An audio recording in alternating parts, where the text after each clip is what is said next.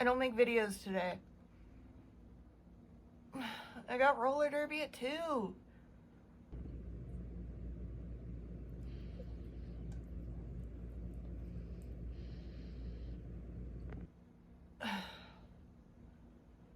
Call Sylvia. I'm tired. I just made a video. Fine. Ugh. I know some people are gonna hate this, but have you ever considered that Sylvia Plath and Kevin Smith largely write about the same things? Women and the cost of indecision.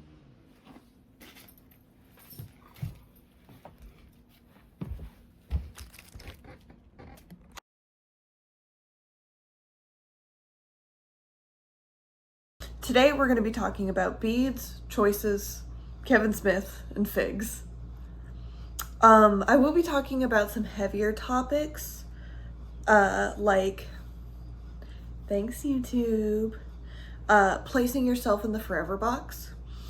I'll get into it, but I kind of do feel like it's really hard to not say certain words when we're talking about real people. Like, I don't really mind being silly when we're talking about fictional things, but to refer to a real life, real person's issues in a kind of silly way makes me feel bad, but I'm going to let you know when we're talking about that so you can skip it if you're not ready for that in your life, and that's okay. While we do this, we're going to be making another strand of beads for my bead wall in my backyard. This has been a long-term collaborative project in my house, and it has brought me so much joy. It's been so fun. I've been making all the bead strands, but my partner's made some stained glass pieces.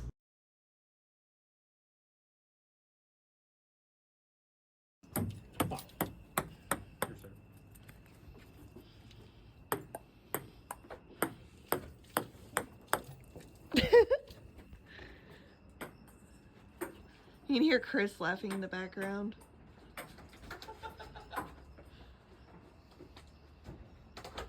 We're getting B-roll.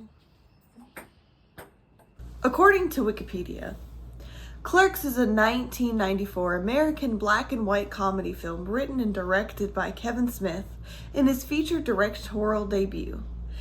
Blah, blah, blah, all the people in here. It presents a day in a life of store clerks Dante and Randall, as well as their acquaintances. Askew-niverse. That's funny. I'm so sorry.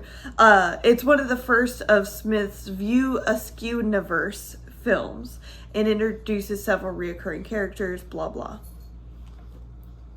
On his day off, Dante Hicks, a retail clerk at the Quick Stop grocery convenience store in Leonardo, New Jersey, which, by the way, is the actual convenience store that Kevin Smith worked at, which I think is very fun. He has to cover a shift.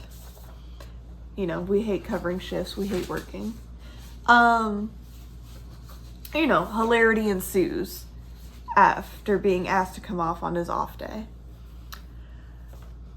But more than being one of my favorite, like, stoner qualities where nothing happens, which, I don't know, I love a movie where nothing happens. Mystic Pizza, Clerks, Mallrats. I'm trying to think of other non-Kevin Smith ones. Mystic Pizza comes to mind, but, like, slow, low-stakes movies. A lot of kids' movies, the stakes are like, but if we don't get the schmeagle schmorf, the dress won't be glittery enough. I love it. I love to hear it. I love to hear some, like, low-stakes film. But more than being one of my favorite, like, stoner comedies, Clerks is also a retelling of Dante's Inferno. A lot of people have talked about this. I'm not the first one to say it. Like, brother, his name's Dante. And Randall's very close to Virgil. Well, that's cool, and it does add a lot to the film, in my opinion. I really more want to talk about, like, the central conflicts in the movie and the metaphor that they create about indecision in life, especially when it comes to, like, love and career and, like, your hobbies, and like even your general outlook on life. I also want to talk about my second favorite poem.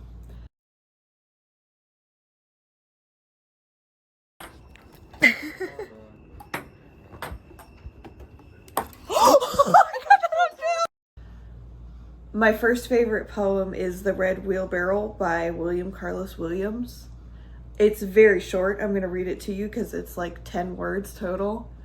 So much depends upon a red wheelbarrow glazed with rainwater besides the white chickens. I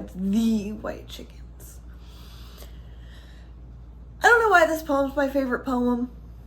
It's just always really struck me. I don't know why I love it so much, but it's my favorite. But we're here to talk about my second favorite poem. And that's The Fig Tree by Sylvia Plath. I'll read it later in the video when we are making our beads, but it's also a very striking poem, but maybe not as simple. This poem is part of a novel called The Bell Jar.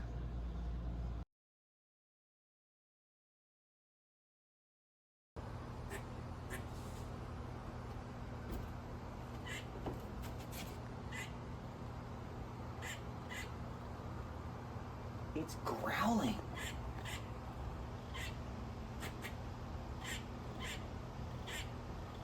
Do you hear it? Yeah, you pissed him off.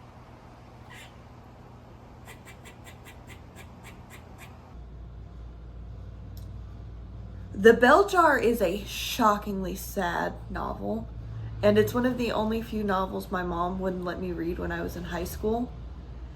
And honestly, I don't disagree with her. Like, it is sad and honest. It's heavy. This is when we're going to be talking about heavier topics like the Forever Box. So skip forward a little bit if you do not like those kind of things, or you're just not ready to talk about it right now, and that's fine. So, The Bell Jar is not a memoir, but it has those feelings about it.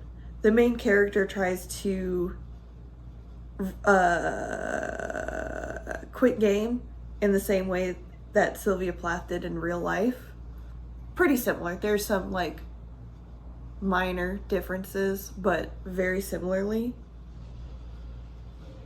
Plath was only 30 when she it's kind of gruesome how she emotional problems. She really struggled with depression, and at the time they didn't really have good treatments for depression, and so like a lot of the treatments that happened probably made everything worse. And I just find it so inherently sad that like I feel a lot of kinship towards Sylvia Plath because I am so close to the age in which she finally wasn't here anymore. Her kids were home. She was trying so hard, taking a new medicine with her new doctor. And it didn't matter. In the end, it still turned out the same way. And hey, reality check, she's a real person. This is a real disease. This is a real tragedy. But after I read The Bell Jar for the first time as an adult, it felt inevitable. And like, I don't mean that to be dismissive or dramatic or anything, but just like knowing the support she had and reading that novel, it felt inevitable. And I do wish she would have gotten better care.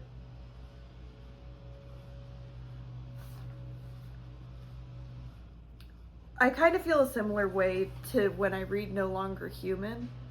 Like when you read those books and then you find out what he did in real life, you're like, oh, yeah, that tracks. I don't know. And I don't mean that in a bad way. I don't mean that in, like, a dramatic way. Just kind of, like, sometimes people make art that is so true to their situation that there's no way that it couldn't have been like this.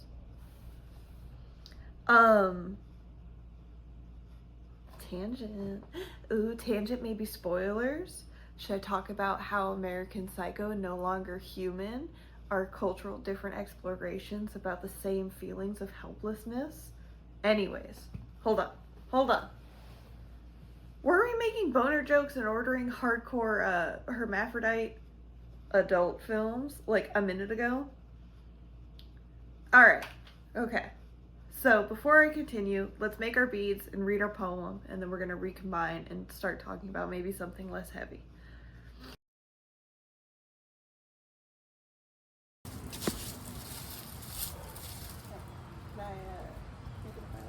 $15, little man. Put that shit in my hand. If that money doesn't show, then you owe me, oh. Jungle Love. Yeah, what? Worst day in the motherfucking time.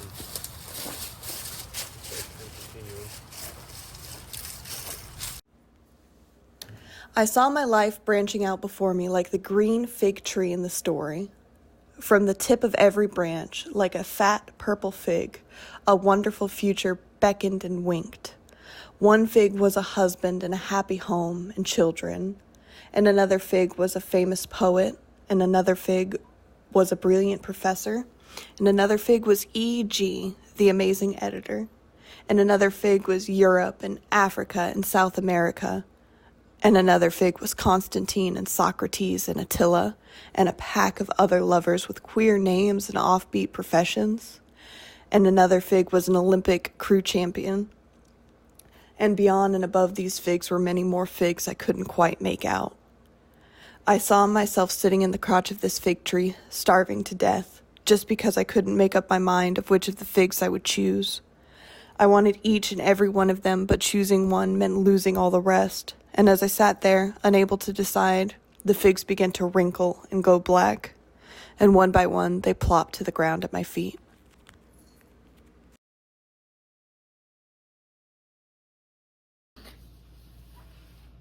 But first, as always, a little bit of history. So according to Blue Street Crystals, what's a bead? Which, like, it's so funny because they even talk about it a little bit in this article, which will be linked in the description. They talk about how, like, it's weird to describe what a bead is, but it's a round, pierced design element. And I think by round, they just mean, like, dimensional, because, like, obviously we can have, like, flat beads and stuff like that. Again, this is still Blue Street Crystal. According to archaeologists, the earliest known beads date back to approximately 100,000 years ago. Israel, interesting. Made from shells, great. They also note, which I think is interesting too, and something that I'm kind of riffing off here with this piece, is beads were not only decorative, but they were important, societally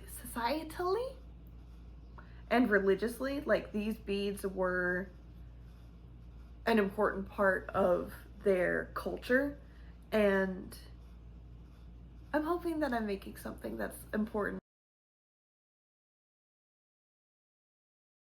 Of media deal with something I have decided to call second puberty. I think this is something not everyone goes through, and I think many people go through this when they have children and they realize they need to figure their shit out before they ruin their kids. Again, not everyone goes through this. And I don't think you need to have kids to do this, but I think that's a common point for people. We can actually see this because that's one of the things that Kevin Smith talks about in some of the scripts and promo stuff he's done for the second Mallrats movie. He talks about how the second Mallrats will be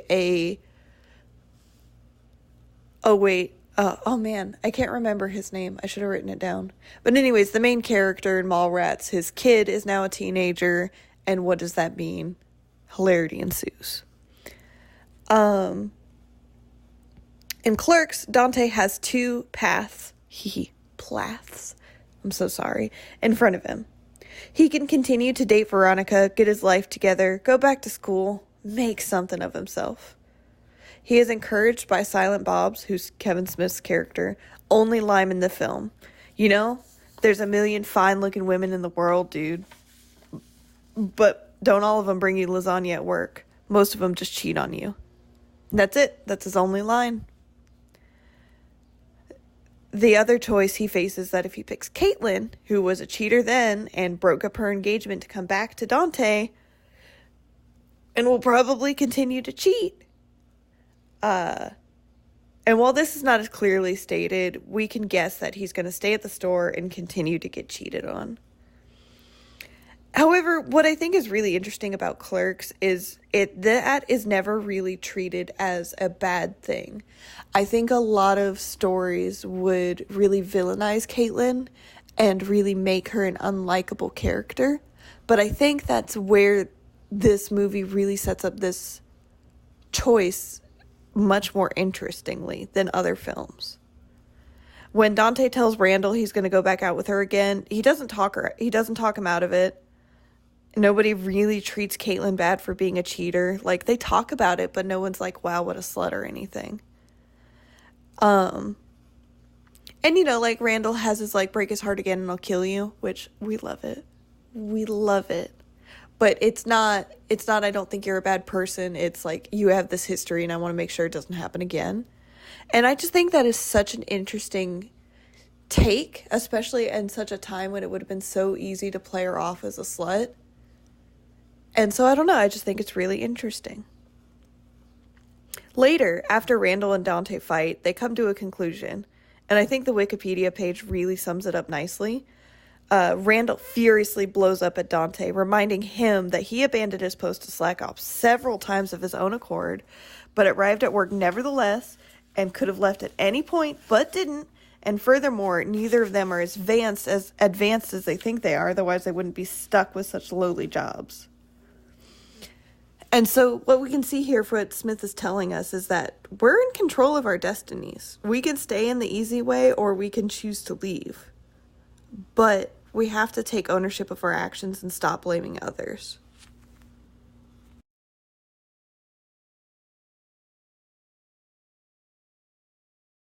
However, Plath never has that resolution in the book The Bell Jar. Or maybe not even in real life. The figs, our choices, never get picked. They rot, they blacken, they fall. And I feel like that's also important to talk about because in real life, making choices is scary. Especially when it comes to big choices like careers and lovers. I wonder if Plath had gotten the treatment that she deserved, if she would have found the same. That it's scary, but it's worth it. I wonder if she could have picked a fig or two and been happy with them. Because I do think that's where she's wrong. You can pick more than one. You can't pick all of them, and there's sacrifice involved, and the sacrifice is scary. And you're allowed to be scared. But the great thing about a rotting fruit is it can grow more trees. But also maybe she's right. Maybe it's all rot. In the original ending of Clerks, Dante dies. He gets shot in a robbery. And it's so jarring from the rest of the movie. It's filmed a little differently. There's no music. It's just a robbery and he dies. It doesn't matter what choice he picked. He just died. I'm so glad this ending got cut. While it is more poetic, it is a lot more of a bummer. Kevin Smith was 20 when he filmed Clerks, and Sylvia Plath was 30 when she passed away.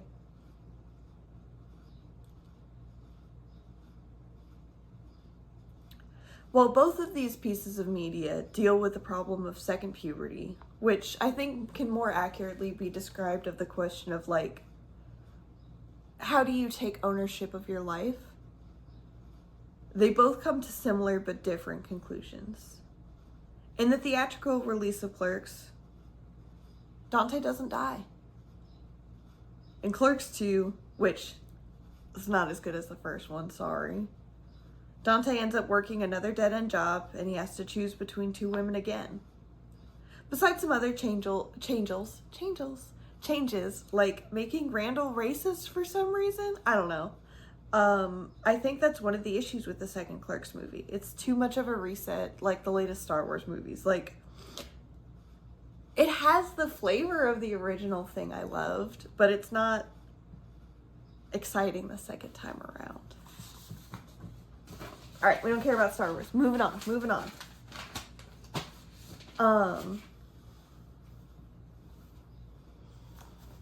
In the wider context, both Plath and Smith are telling us, hey, it doesn't matter what fig you pick. Just make a choice. You don't control everything. Things change and you can't help it. At least Smith gives us hope. There will be another movie, another job, another love. Even if it's not the best, we must pick and we must try. And if we don't, at least don't complain.